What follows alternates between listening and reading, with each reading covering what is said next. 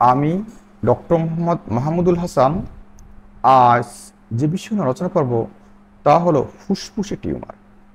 ফুসফুসে টিউমারের কারণগুলো কি কি, ফুসফুসে টিউমারের লক্ষণগুলো কি কি এবং ফুসফুসে টিউমার হলে তা প্রতিকারের উপায়। শিশু, পুরুষ ও মহিলাদের যাবতীয় রোগের প্রকৃত চিকিৎসা নিতে গুগল প্লে স্টোর থেকে হোমিও হেলথ কেয়ার অ্যাপটি ইনস্টল করে রেজিস্ট্রেশন করুন। বিস্তারিত জানতে besthomeodoctor.com ওয়েবসাইটটি ভিজিট করুন।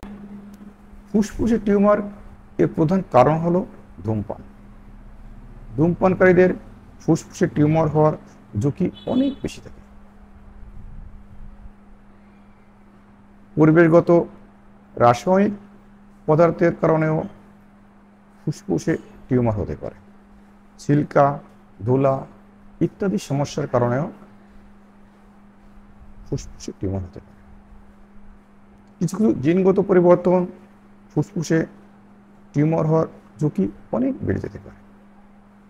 দীর্ঘস্থায়ী ফুসফুসে কোনো রোগ হলে ফুসফুসে টিউমার হওয়ার সম্ভাবনা অনেক বেশি থাকে। এখন আমরা জানবো ফুসফুসে টিউমার হওয়ার লক্ষণগুলো কী। ফুসফুসে টিউমার হওয়ার অনেকগুলো লক্ষণ রয়েছে।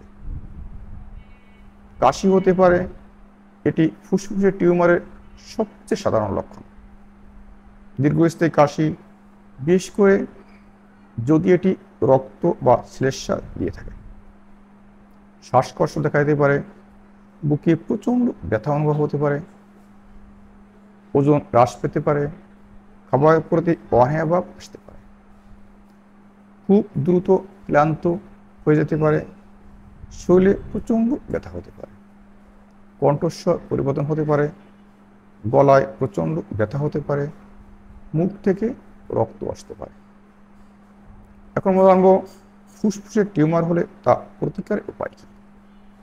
ফুসফুসের টিউমার দেখা দিলে দ্রুত ডাক্তার নিকট সম্পন্ন হয়ে সঠিক চিকিৎসা এলে এই সমস্যা থেকে মুক্তি পাওয়া সম্ভব।